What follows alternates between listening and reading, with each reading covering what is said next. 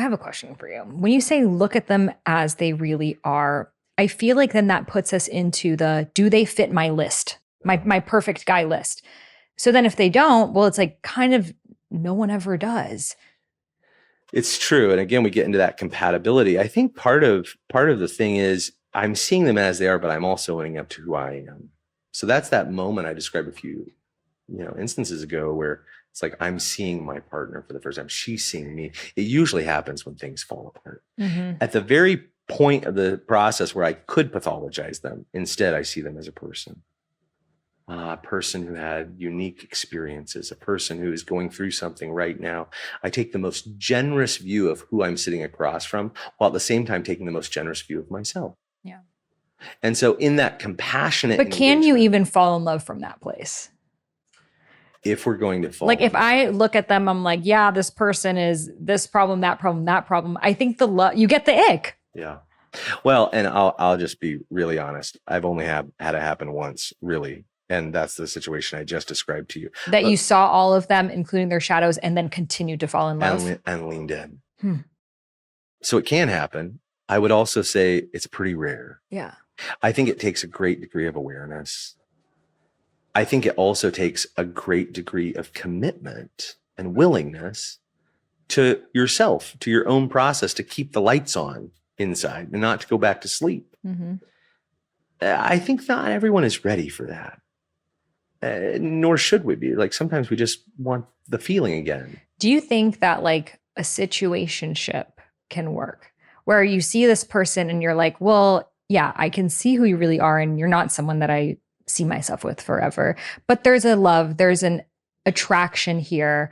So let's explore it for however long it feels good. Do you think that we can actually like stay in that and end it cleanly? Or do you think it just kind of ends up in this like one person's eventually going to want a relationship and the other person isn't, and then it ends up even more heartbreaking because you're kind of mourning the loss of what could have been?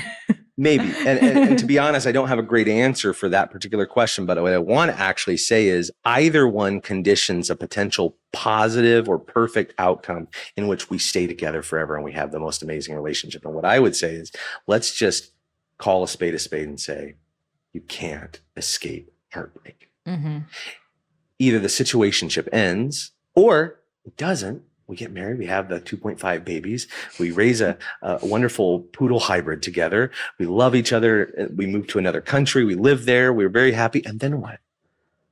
55 years later, they die or we die. Mm-hmm. Heartbreak. Yeah. So we can't escape the human condition. We think that we can reason and contrive our way into it. We're not going to be able to. So what I say is actually throw yourself into the experience in front of you. Show up to it. Yes, this ends. God, I have fallen in love across a coffee shop with people that lasted for 15 minutes. Oh my God. And then when she left me 15 minutes later, I was heartbroken. And I think it's okay. I think we're so trained to look at love as, can I love you forever? And if not, let me just turn this off. Right.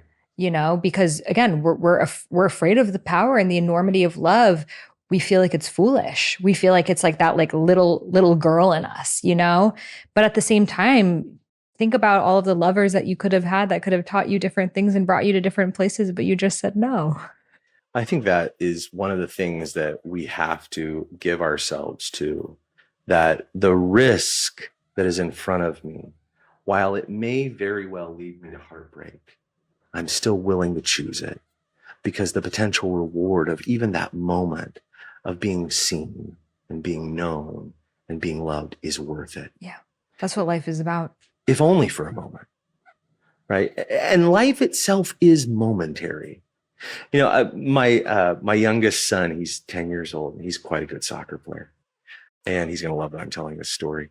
Straight out of the gate, they put him in and he scored 4 goals against an undefeated team. Oh, he was so proud, riding high, his golden red hair is, bright in the sun. His green eyes are shimmering and he's jubilant. And then the coach pulls him out because we need equal play time for all the players. And the players who aren't quite as good, they come on the field and wouldn't you know it, the other team scores 6 goals. And I see my son's shoulders slouch and he says, "Put me in, coach, put me in." And it's the last couple of minutes of the game. And the coach looks at him and says, "All right, go in." And I tell you what, my son, gets the ball, is racing down the field. He scores. Wow. And then the pitch, and he's got the ball again. Now he can tie it up. He can tie it up. And as he's running down that muddy field towards the other end, he jukes, he slides right, he twists left, and then he trips. Somebody's leg extends, and he falls flat in the mud. And I see him fall flat in the mud. I see that other kid take off the ball, and my son looks over at me, makes eye contact, and I mouth, "Play your heart out." Knowing he's going to lose now. Play your heart out. He gets up off the ground, tears streaming down his muddy face, and he heads after the ball. He doesn't make it in time. They score. They win. Someone else is carried out on someone else's shoulders, and he trudges back, and I hug him, and I say, "You played your heart out." That's life. None of us win. None of us win. How did we play the game? Did you play your heart out? And that's just, such a good metaphor of sometimes we look into relationships that didn't work and we shame ourselves. How was I in that relationship? How did I allow this thing to happen? But it's like, you played your heart out. You loved. Like, no time you loved was ever wasted. That's it. In fact, if you loved at all, you were one of the lucky ones.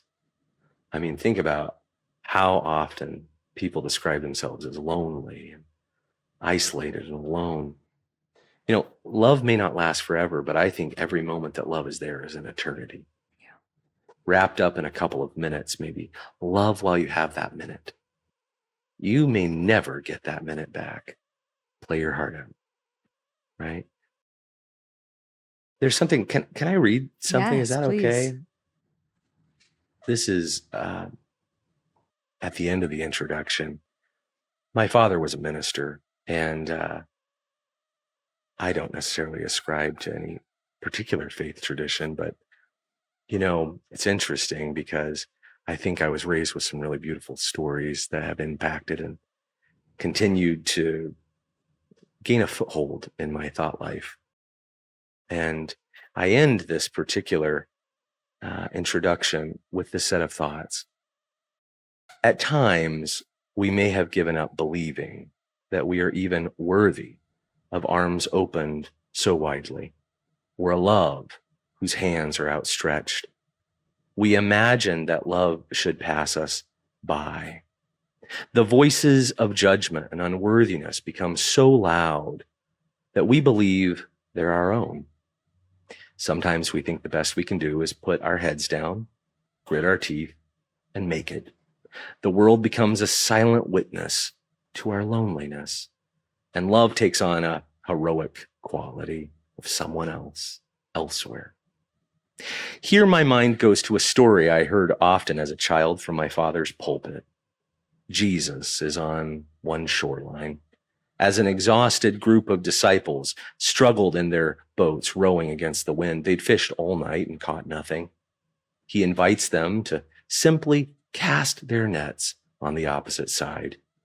The empty strands are suddenly filled with fish, and in that moment, one disciple sees Jesus on the shore and dives out of the boat and swims to embrace him. What a brave act. Think of it, mundane living, repetitive, hopeless, exhausted. And then came an invitation from a person to try something new, a shift, a sudden awakening. The cold air of the morning is interrupted. A harvest where there had been none. Miraculous. But the miracle in this story isn't food. It is of a desperate man in a boat, leaping forward out of safety into the murky waters towards the one he loved. He could have drowned, but he didn't. Love held him. Real love does that, doesn't it? It holds us. It holds on to us because the truth is that after so many years of loneliness and heartache and struggle, it's simply not interesting to be alone anymore. You want to love and be loved. You want to be wrapped up in everything waiting for you on the shore, and you're willing to brave the cold waters, the unforgiving current, and any degree of darkness just to be enfolded in the arms you believe will hold you. You're willing to endure the temporariness, the pettiness, the grief of every little death that life contains, you're ready for something deeper, something more. That's the miracle, one of faith, one of hope, one of love. And I think that's really everything that I want to say, that jump out of the boat. Yeah. Towards that which is waiting for you on the shore. Yeah, so beautifully said, of like the mundaneness of life. And then all of a sudden there's the harvest, and it's love. It's this like glimmer, this potential to feel something more. And that's why every song and every movie is about it. And it's a drug. It's like the natural psychedelic experience that's like built into us. And there's a reason why, you know.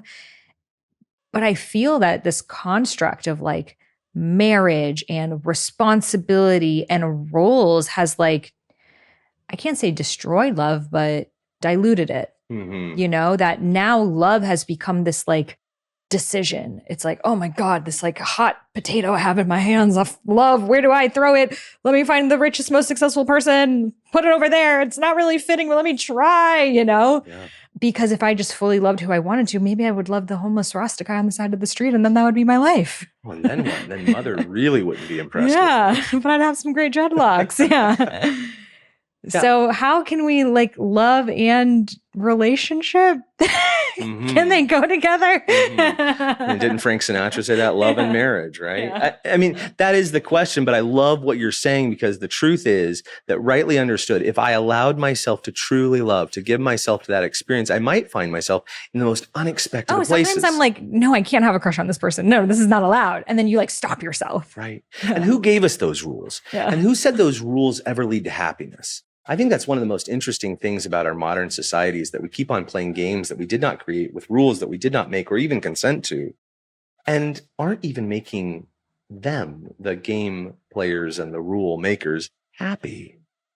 Isn't that interesting? That actually, like, our beliefs about love, or our beliefs about what relationships should be, which condition us to choose or even to see the person in front of us, they're rarely working.